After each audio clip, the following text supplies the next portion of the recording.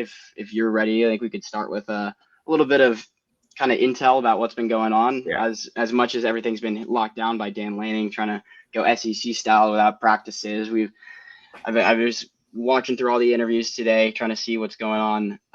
The big thing to me right now with this team is the quarterback battle. We kind of went over some of the news from last week in terms of Trey McNutt's injury during JX's suspension. So not a ton of news coming out of the program right now, but the fact that you do have a legitimate quarterback battle is pretty interesting because it's something that you haven't really seen from this program in recent years, and it's when you do have a guy like Dante Moore that has been expected to be the starter, and he hasn't actually been declared that yet. It's kind of an interesting thing to see.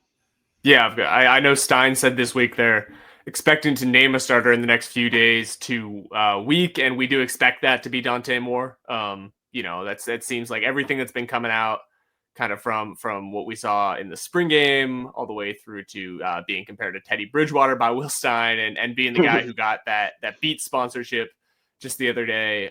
It seems like Dante Moore will be the starter. That doesn't mean we can't be surprised, but I would be surprised if Moore is not named the starter. And it's a tough situation for Novosad, right? Because he had the advantage here of having more time in Will Stein's system. And I think that makes him a very valuable backup, especially in a system like this one they run at Oregon, where they're trusting high completion, high accuracy quarterbacks. I think he could be that, but they're gonna really bet on Dante Moore's arm talent, which is I know you've said the best since Justin Herbert. It's some of the best we've ever seen at Oregon. Yeah, Moore's a super talented guy, and like you said, it is a tough situation for a guy in Novosad who does have the extra year on him in the program, but they're the same age, same class. Obviously, we saw them getting mixed in last year when Dylan Gabriel would be out when the Ducks are up big because you want to preserve. They were able to use a redshirt year for Dante Moore, but it's interesting to see that he hasn't actually been named that starter yet because it is competitive within that room. And they've talked about it. Guys like even Luke Moga has talked about how competitive it is in that room and how all of these guys are pushing each other to be better players, which I think is good. I think it's something that you need because Will Stein talked about it too this week, last week, in terms of they're all there to support each other, root each other on, and encourage each other. But at the same time, only one of them is going to play. And so they're competing. And I think that's really good. And he also, I think Stein also talked about how he doesn't want them to push anything. And I think that's something that's really important for this team with the way you've seen Oregon's offense work in recent years. It's an offense that's based on, it's short completions, using the run game, working the ball down the field methodically and letting your quarterback, whether that's Bo Nix or that's Dylan Gabriel, kind of be the point guard of the offense and distribute it to your playmakers when you have talented guys out there like last year, Evan Stewart and Tez Johnson, and this year you're excited about what Decorian Moore and what Mekhi Hughes can do for this offense. So I think you want Dante Moore and Austin Novosad, whoever, to get the ball into those guys' hands and kind of facilitate things more than try to be the star of that.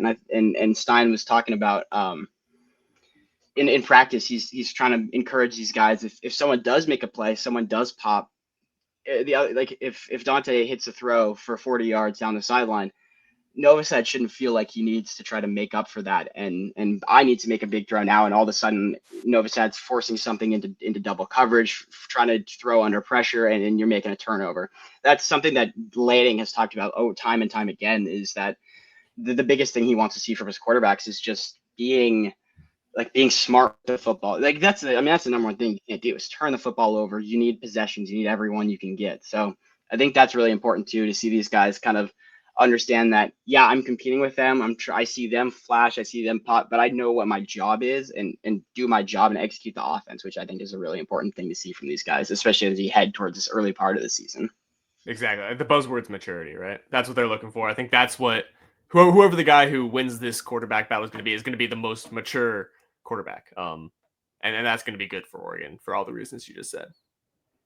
Yeah, as we look at beyond the quarterback battle, what are some of the other positions that you're interested to see? Just like we call this one counting down to week one. It's this final stretch here. We're about a week out from the start of this. We're going to get football this weekend, but from the start of the season for everybody around the country, what are the other positions that you're looking at as things could really be coming down to this week in terms of who's going to be out there week one to start this season?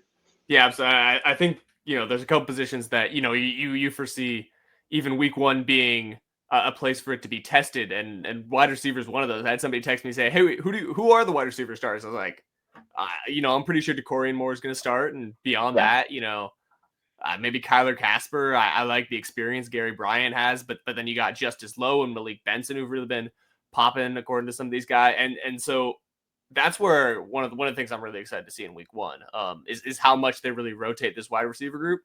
And if they say, hey, these are going to be our three guys, and we're really gonna put all our chips in that bag. If they're going to say, hey, we understand that Justice Lowe can offer us something a little bit different to what Kyler Casper can, and we're gonna rotate that and see if we can find something different in different situations. But that honestly is the most interesting thing on this team for me. I know corner and safety in that DB room is interesting because you graduated so many players and sent them to the draft, but wide receiver for me, really kind of defines this team's ceiling because we understand that, they'll probably have a pretty good run game with Mekhi Hughes. Kenyon Sadiq looks like one of the breakout candidates at tight end, but wide receiver, it is where this offense could fly. It's where it's flown in previous years. We just don't know if it's going to do that. There's not a defined guy this year. Yeah, I think rotation will be an interesting thing at a lot of different spots, even on defense too. Tosh Lupoy talked about how last year they went into the season. You had starters in terms of, now I'm totally blanking, but it was Jabbar Muhammad and Nico Reed, Yeah. but then also Dante Manning. They come out in week 2. Dante Manning starting against Boise State, so they were able to kind of. He said it's going to be like this again too in the secondary on the defensive line where guys are going to be competing for reps every week in practice, and it might not be the same starters out there week after week. We'll see who starts week 1, but that might not be the same group as who starts week 2. If as a guy has a really good week of practice, it really shows that he can put something on the table, or depending on the game plan, who they're matched up with, who the Ducks are matched up against, what that other team succeeds at, kind of molding that game plan to fit around to fit who's on the field based around how we can attack this team, how we can attack that defense. I think it's going to be interesting to see in the cornerback room. You got those two guys in terms of Julio Florence and Theron Johnson with starting experience in the Pac-12 and the Big Ten at high level, but how much does a guy like Ife Obadegwu rotate in there? How much does a guy like Sione Laulea rotate in there? Because those are guys that are just really talented football players, and at a certain time, it gets hard to keep them off the field, even if they don't have as much experience as some of those other guys. And same thing on the defensive line. I think a guy that you kind of mentioned earlier, before we got the show started, but Ashton Porter got a lot of attention after the Ducks do their kind of documentary series through camp, and a lot of people got to learn about the story of Ashton Porter losing his mom last season, and being able to kind of a tough thing that absolutely nobody wants to go through. So being able to kind of refocus himself and use that as a motivation. Now he's playing for his mom and wants to, be able to put that success on the field. But a guy who came in around 270 pounds, but has put on weight, put on muscle to kind of be able to move from playing out at a wide 9, more of an outside linebacker position, to more of a true defensive end. And I think it was interesting because Tosh Lupoy said that he's one of the best rushers on the team. And I think it's going to be interesting to see when you have guys like Tatum Tuioti and Mateo Ingalale who have starting experience for the last 2 seasons. How much do guys like Elijah Rushing, Ashton Porter, Blake Purchase even get on the field on those pass rushing downs? So I think those guys could really make an impact. I think Elijah Rushing's another guy that really excites me just in terms of his potential off the edge. If you get into those 3rd and 7, 3rd and 8 situations, you bring him in on a sub package and he's fresh. He can get around the corner and get around the edge, turn the corner, and try to go get after the quarterback. I think is going to be fun to see. And same on the defensive line. How does a guy like Amari Washington, a super, super talented football player, but at 330 pounds, how does his conditioning hold up? That was something that Tosh Lupoy talked about as well. And then can you rotate in guys like Tion Gray and Terrence Green behind him? How does Bear Alexander kind of fit into this defense? I think we got a lot of things to shake out within these first couple weeks of the season. I think that's going to be the most interesting thing to see, is just kind of how the dust settles, really. Yeah, I will say the one important thing that you need to understand with what they're doing in these first few weeks, they're trying to find chemistry, because the Ducks have a very important game on the road at Penn State very early in their season. And the most important thing in that game is you want to have chemistry, especially on the money downs. Yeah. Whether that's on offense or defense, you want to have a unit that not only you trust to go make plays, but you trust each other. And it's tough to do that sometimes if you're rotating and mixing and matching every couple of plays. So that's going to be, they are trying to find the best players on this team, but they're also trying to find the a group of players that works best together, and that's not always, you know, the 4 best pass rushers.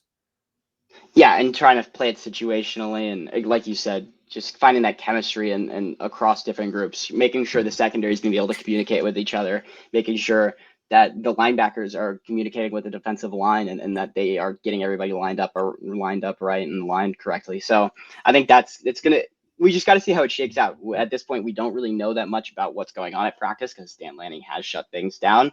Um, and anytime anybody asks about the press conference, he tells them, I'm not going to answer that question. So it's really hard to try to find out that information. But we just got to see it on the field, and I think playing an FCS team, Montana State is a really talented FCS team, one of the best ones out there. But you do have a little bit of a chance to get extra guys on the field and get some of those younger guys reps that they maybe wouldn't. They won't against Penn State when you're going to want your big bodies, your Mateo Uiagalelei's out there on every single down. Absolutely.